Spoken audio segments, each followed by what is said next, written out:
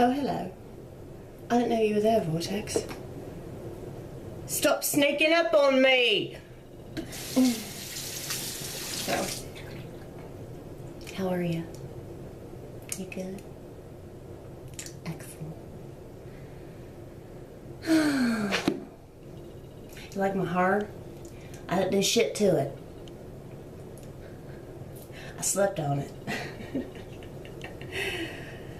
I washed it, and then I did this number, and then I said, I'm going to bed.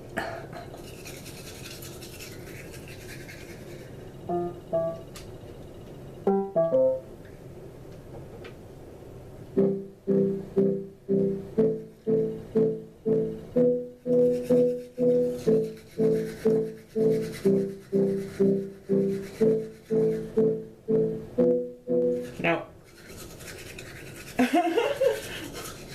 Like, that didn't sound too good. So I've been masturbating this morning.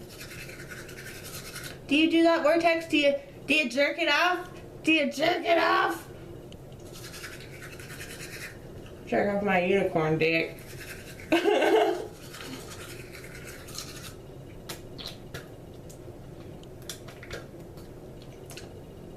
Just imagine like a super horny unicorn that just like squeeges out like rainbow sequins. That's me.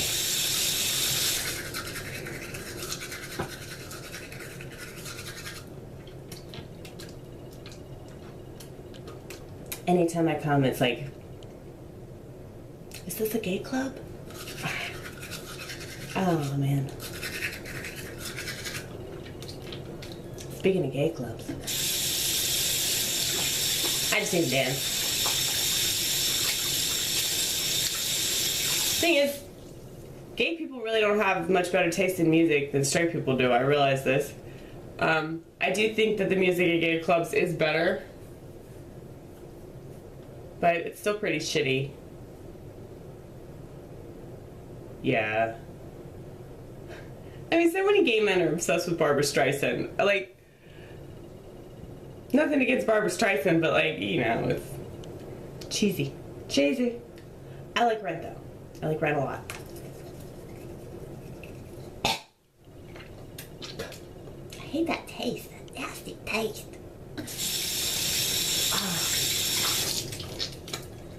But yeah, I like Rent.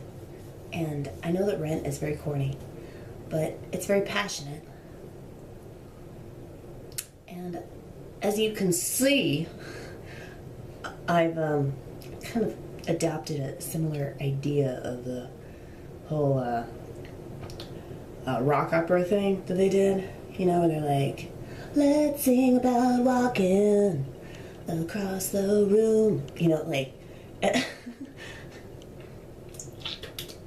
oh, the wax, it's dripping. I like it between my fingers. I figured, oh well, good night. You know what I'm quoting, right? If you've seen it, if you've been a part of it, if you've been through the whole Rent experience, like, yeah, you know what I'm talking about. I just sang like one of the worst songs in the whole fucking musical.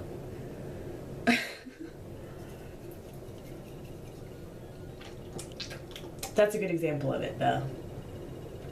The rock opera aspect of it. Like, it's just singing about like just anything and everything. See, I've been doing that my whole life. When I listened to Rent, I was like, you know, I really want to do this, but I want to make it a lot less cheesy. And now I'm doing what I'm doing now, which I call a mock opera, because I'm making fun of my life. So, you know, I like the organ, but it doesn't sound good through this. It just sounds distorted. But that sounds kind of cool, kind of grungy, kind of like a lo-fi, kind of like, oh, this is 90s, kind of like, I want to have sex on a couch in a garage. Well, Pulp Fiction's playing in the background. background. Not during the rape scene, though. Not during the rape scene.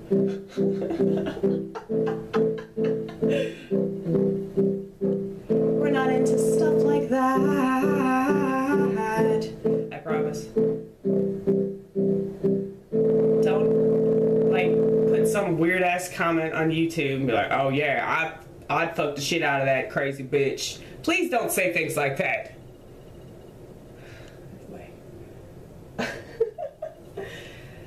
You should go back to the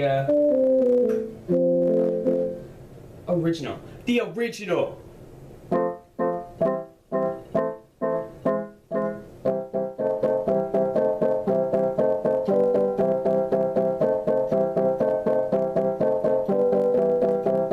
I like that one.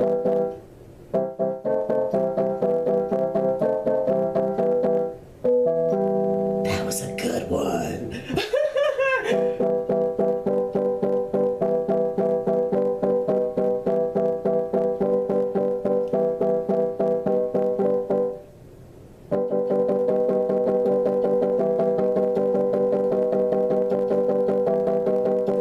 So that I go to work.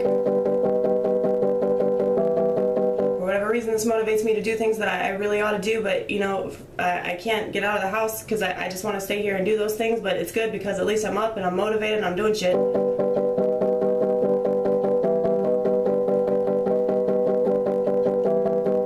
Part of me tells me, how the fuck are you gonna afford all this YouTube stuff? How are you gonna afford all this film equipment? How are you gonna afford an underwater camera, you know, so you can film yourself in the shower? And no, I know what you're thinking. You think that I want you to see me naked, but I really don't. I just have really brilliant thoughts when I enter the shower, and so I'm gonna record them when I'm in there.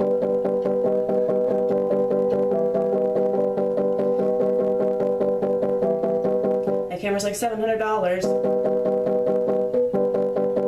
and I still haven't bought all the other film equipment. I'm borrowing my friend Daniel's camera and his tripod. He's being very generous. I'm borrowing stuff from my friends because they're really nice to me and they want me to succeed.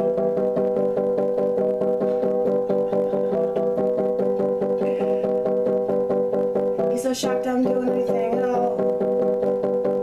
I've been kind of bouncing off of bad habits. It's like bad habit leapfrog, you know? So I was an alcoholic, and then I was a smoker, and then I was a toker, and I thought that was okay because it was pot, but, you know, it still fucks up your throat. And I laugh all the time, and I talk all the time, and Lord knows that we cry all the time. So, had to stop all that smoking, token. That's the name of a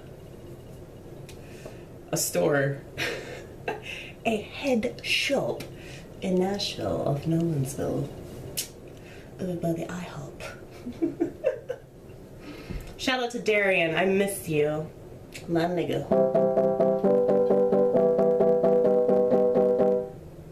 Black up, you guys. I got black up. He's a swirl though. He's a swirl, but he acts more black than white, so he counts as black up.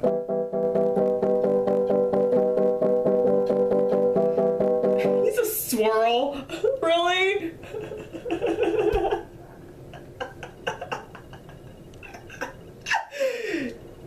Like, he could sound white. Like, he can sound white when he wants to. He's got like cornrows. He acts way more black though. Like, it's great. It's acceptable. You haven't even eaten that cookie yet. And now I just look at it and I feel the effect. It hasn't even happened yet.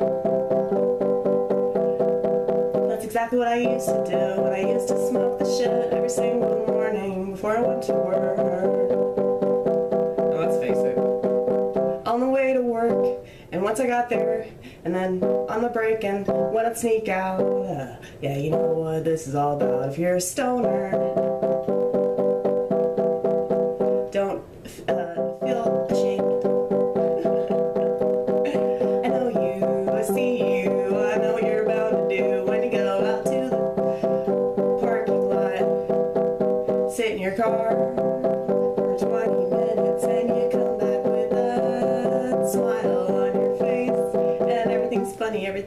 funny, everything is funny, everything is funny, everything is funny. I know. Why do you think I do it? I wanna make it so.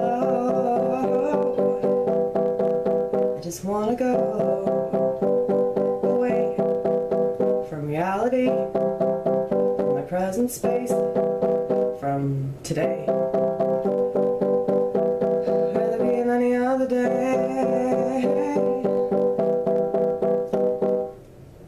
Speaking of that, I figure, you know, might as well take a little edible break.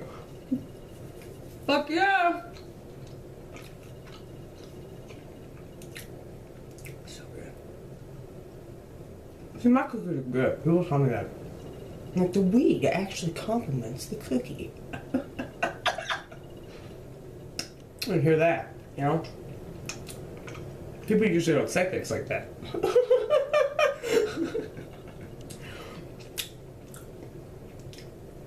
They just say, thank you. I'm gonna eat this now, you know?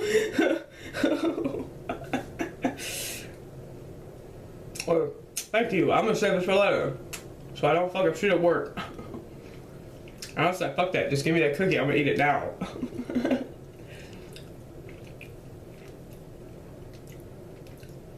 I remember one time my manager told me, it's like he offered me treats, and like I wasn't hungry, right?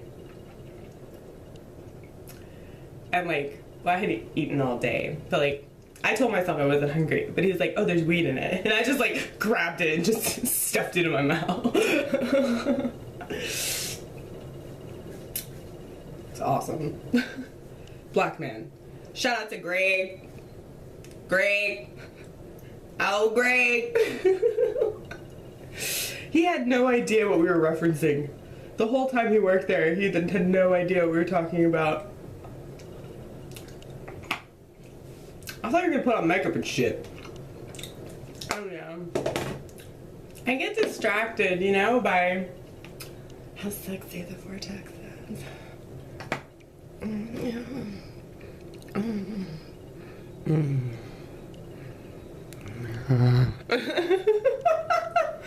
Okay, moving on. How about this, you guys? Does that look good? Pastels. You don't seem like a pastel kind of gal. But I will be today. Yeah, see, like, there's a picture on the back. So that those non-girl girls, such as myself, I call myself that because I'm not a girly person, as you can see. You know how many like stupid white men that would freak out? Okay, I actually a girl, okay, yeah. Social norms, bullshit. You don't have to do anything you don't want to do, ladies. I mean, men don't have to do anything they don't want to do either. It's on both sides, though. You want to make the feminist argument, you gotta, like, include men in on it, because, like, men suffer just as much in their own way. They suffer silently. Well, see, the thing is, women are allowed to be emotional, and women are, like, considered emotional. That's what I fucking hate about borderline personality, is that it's considered to be, like, the female disorder. But it's not. Okay. Makeup. Yeah, okay. Alright, which one do we do first? This one, baby. Okay. So, borderline personality is emotionally unstable personality disorder. Since women are thought of as like emotional and crazy and overly sensitive,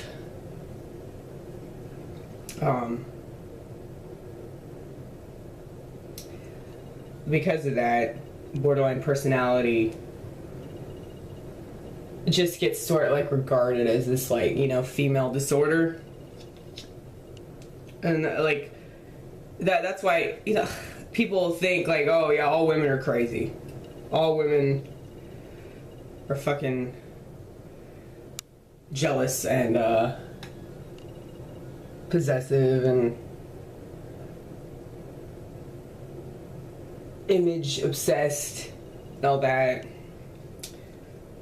But that's the thing about it. It's not what you think. There are plenty of men that have this illness. I've met a lot of them.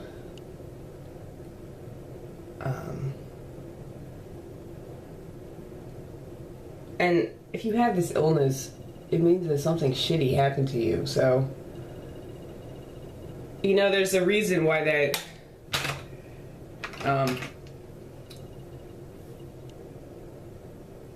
what's that movie? Good Will Hunting.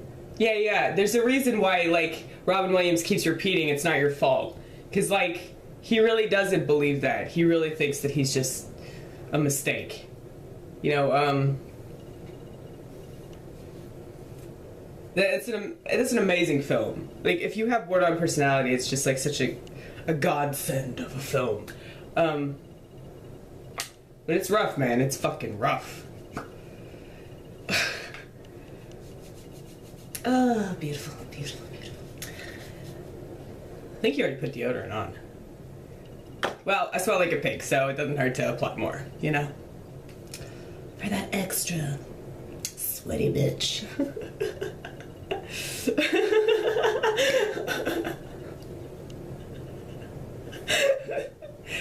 Oh, man. I'm so funny and stupid. Okay, yeah,